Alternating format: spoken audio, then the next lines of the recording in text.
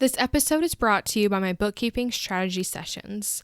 When it comes to your bookkeeping, you're probably in one of three areas: doing it yourself, outsourcing some or all of your bookkeeping to a professional, or understanding what the reports mean and making better business decisions from that information. Each of these stages comes with different struggles and questions, and I can help with all three. Bring your questions and I'll bring some solutions.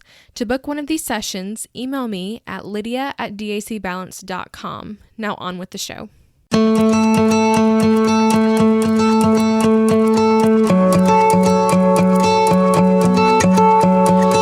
You've started a home-based service business and you've found that running a business is harder than it looks and more overwhelming than you ever thought it would be.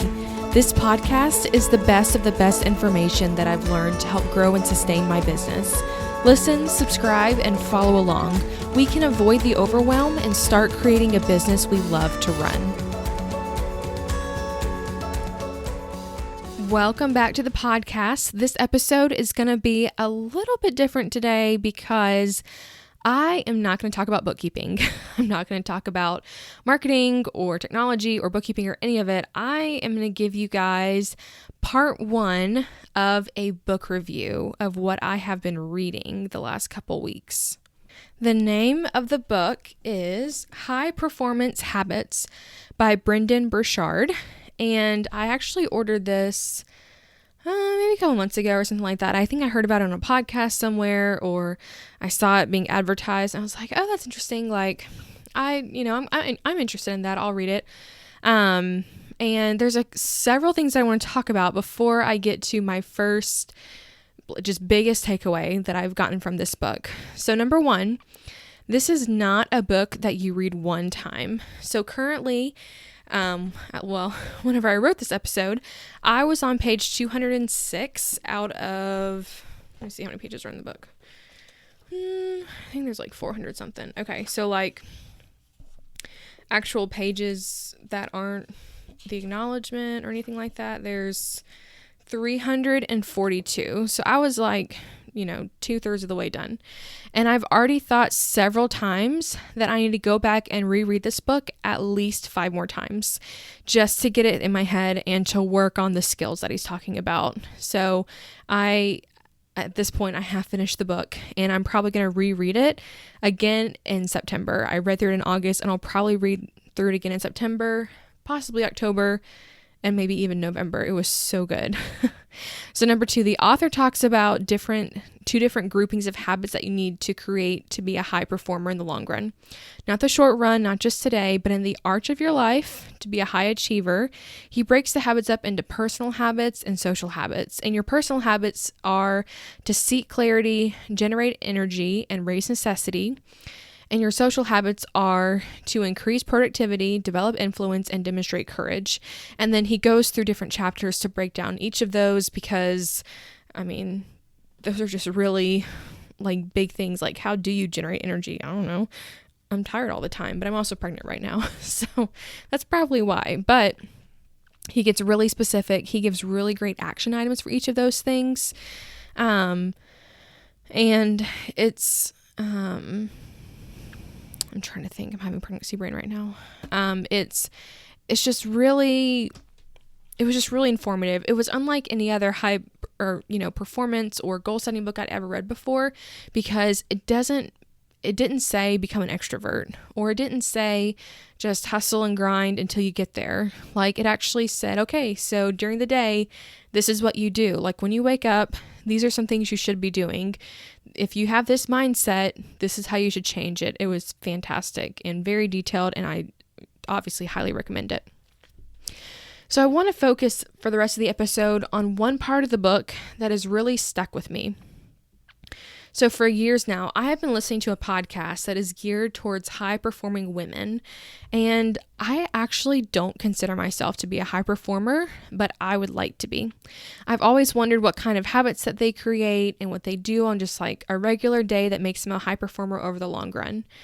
So the one part I want to focus on is the increased productivity chapter, and he introduces this concept on page 188, and it's called the PQO, Prolific Quality Output.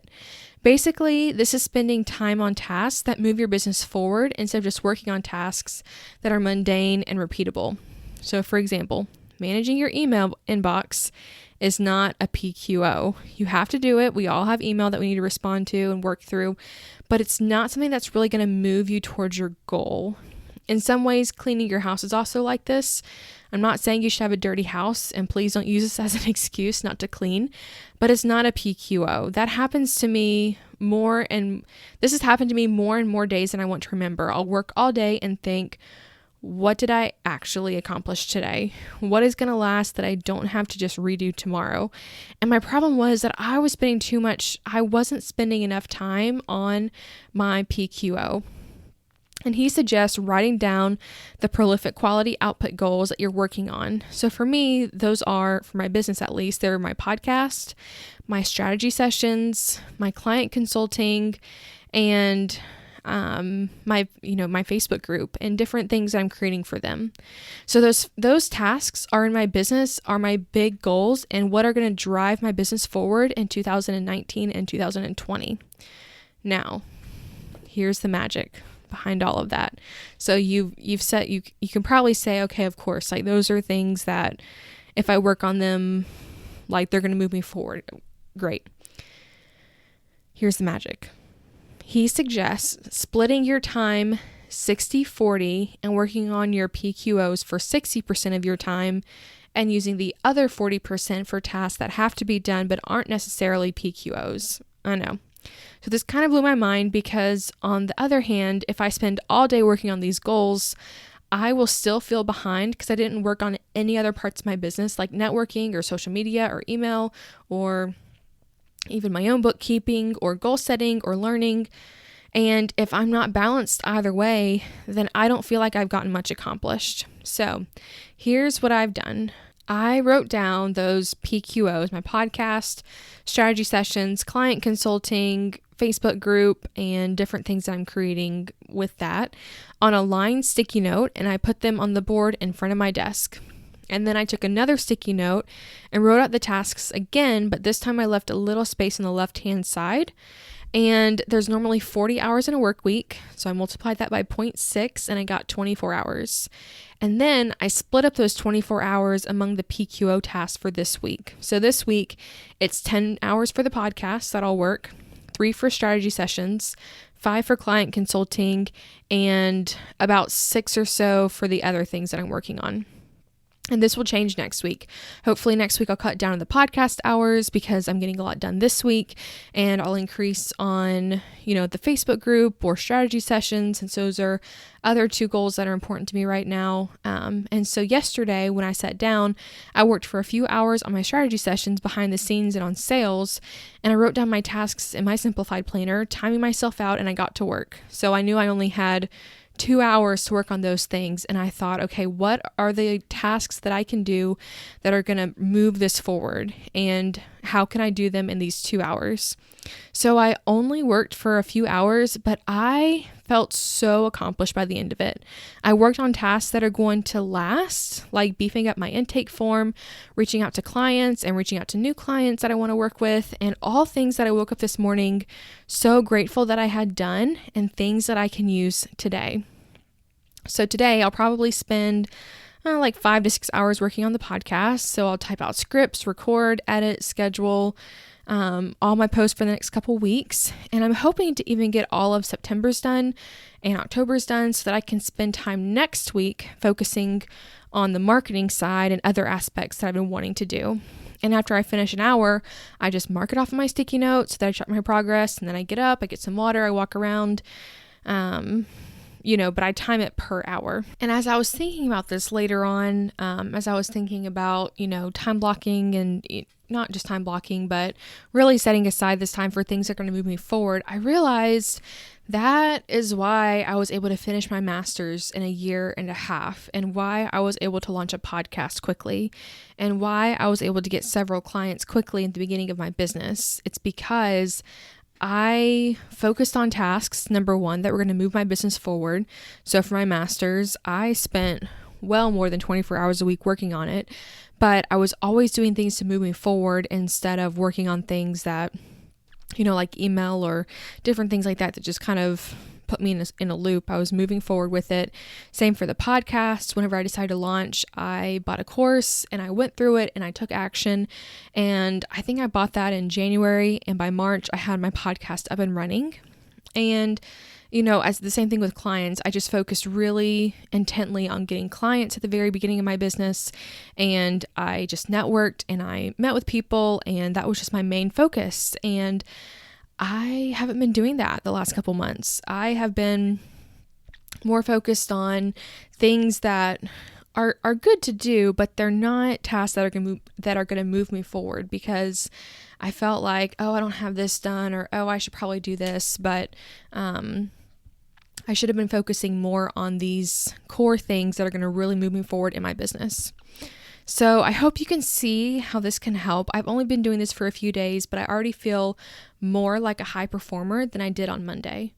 So this is just one of the habits that he talks about in his book, and I would 100% recommend that you pick up a copy. I ordered mine off of Amazon, and at the time that I wrote this, I was only about halfway done, and I know I'm going to do another episode with more information, but I wanted to share that with you because it's making a huge difference in my business and life already.